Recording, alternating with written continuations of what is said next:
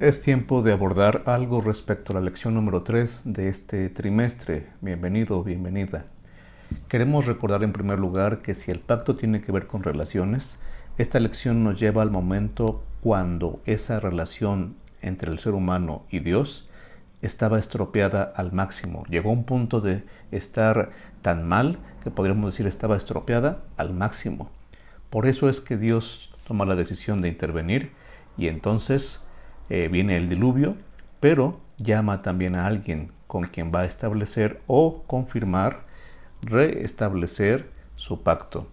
Si recuerdas, la semana anterior dijimos que la palabra que se utiliza en el idioma de Moisés, en el idioma de Génesis, el idioma original, no es hacer un pacto, es establecer un pacto, pero la mejor traducción sería confirmar un pacto, tratar de seguir llevando a cabo ese pacto que ya estaba inicialmente desde el tiempo de la creación, o una vez más bien que el ser humano cayó en pecado.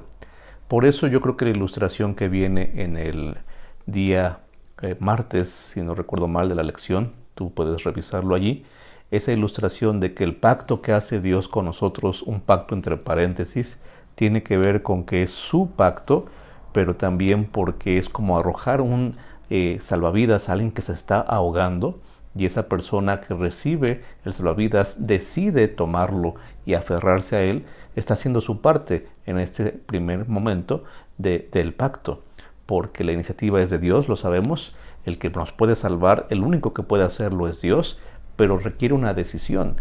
La decisión es desear salvarnos, ser salvos por Dios.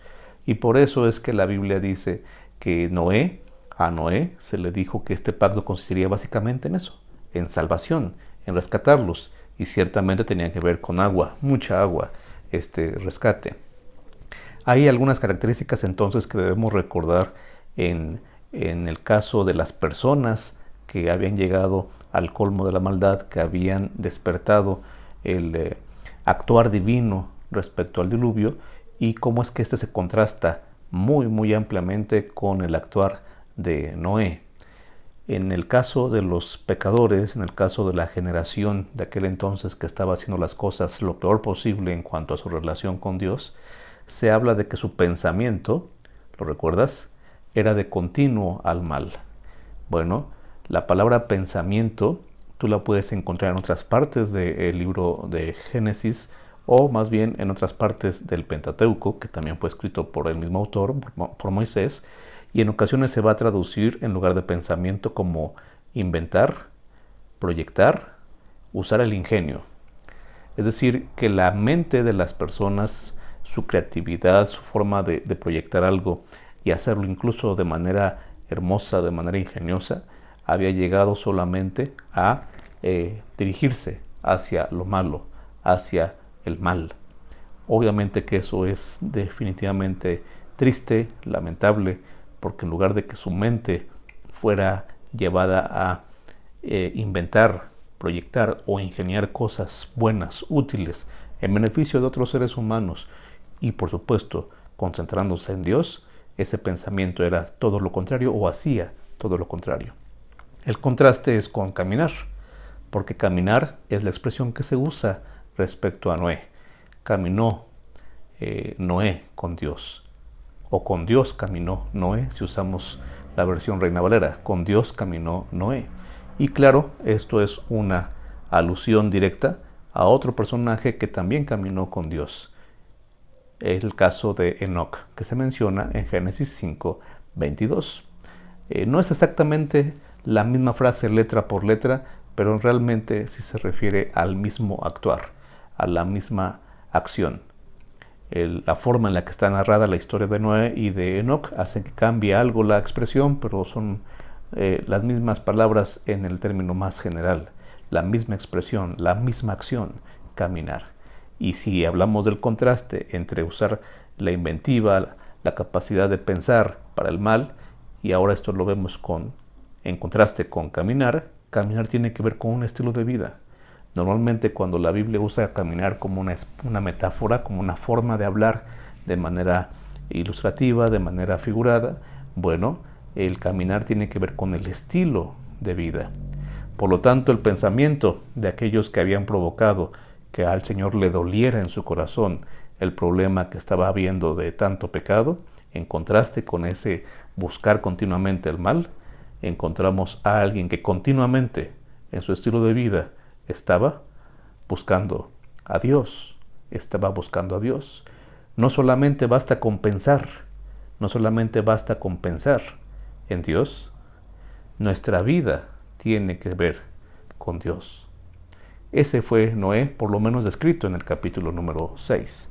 Y como también lo mencioné en la lección, Noé en Génesis 7:23 es de alguna forma llamado un remanente. Él y su familia vienen a ser ese primer remanente tras el diluvio, y también de alguna forma pues antes de él, porque fueron los únicos que entraron al arca. Y el concepto de remanente, tú sabes, es muy importante en la Biblia, muy importante cuando estudiamos el tema de los eventos finales, y en especial el libro de Apocalipsis, cuando hablamos del resto de la simiente de la mujer, del remanente, que tendrá características muy específicas, características que tienen que ver con guardar los mandamientos y también tener el testimonio de Jesucristo, que por supuesto sabemos que son características del remanente final. En fin, eso sería ir hasta Apocalipsis, pero regresando a Génesis 7, allí podemos ver que la palabra que enfatiza el autor de la lección como remanente tiene relación con el concepto de remanente ciertamente en el libro de Isaías, que es uno de los libros que más habla de esta idea del remanente. No es la palabra central más importante para hablar del remanente en Isaías, pero a menudo se utiliza para relacionarse con el concepto que usa Isaías del remanente. Esta lección nos habla entonces de que el pacto tiene que ver con salvación, tiene que ver con el estilo de vida y tiene que ver con un grupo especial de personas que, si hacen caso al salvavidas que se ha arrojado, por supuesto entran en pacto con Dios y se benefician de ese pacto. Y su más grande privilegio es seguir caminando con ese Dios. ¿Qué en cuanto a la señal? Bueno, a Dios le encantan las señales, y especialmente cuando hace pactos. Llámese la circuncisión, como lo veremos más adelante en la lección, o repasaremos en otras lecciones. Llámese en este caso un arco iris, le llamaríamos más particularmente en nuestros días. ¿Por qué un arco? Bueno, te cuento un secreto. La palabra arco que se utiliza allí en Génesis capítulo número 9 tiene que ver también con la palabra, o es la palabra que se usaría para hablar del arco que se usa en una batalla, o se usaba en aquellos días. Un arco que servía para arrojar flechas y herir, lastimar o, de preferencia en una guerra seguramente, matar al enemigo. ¿Por qué Dios prefirió un arco? ¿Por qué no un círculo? ¿Por qué no un triángulo? ¿Por qué no otra figura o simplemente otra cosa que no fuera un arco?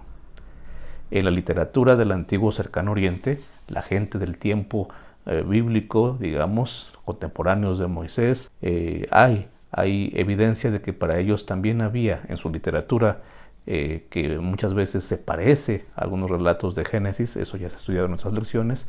Bueno, en ese tipo de literatura parece que los dioses, son literaturas paganas, tenían también una especie de señal con la humanidad que tenía que ver con colores y algo muy llamativo, incluido un arco, pero quiero que veamos más bien lo que dice el texto. Un arco. ¿Será que Dios les estaba diciendo, yo puedo usar el arco como lo que es, un arma, una especie de sinónimo de muerte, de herir, de lastimar? Pero no lo voy a hacer. Es mi pacto, es mi promesa que no lo voy a hacer. El arco no lo usaré para la guerra. Mi arco tiene que ver con paz, mi arco tiene que ver con salvación. Si lo vemos otra vez desde esa perspectiva, Dios podría haber hecho algo muy drástico con esta humanidad desde hace mucho tiempo. Podría haber hecho algo muy drástico desde hace mucho tiempo contigo y conmigo, con aquellos que incluso intentamos o creemos ser parte del remanente. Pero cada vez que veas ese arco, cada vez que aparece ese arco en el cielo, nos dice de alguna forma que mereceríamos otro trato, pero gracias a Dios Él no nos trata como merecemos, sino como necesitamos. Estamos todavía a tiempo, seguimos en tiempo, seguimos entonces en pacto con Dios. ¿Desearemos seguir caminando con Él?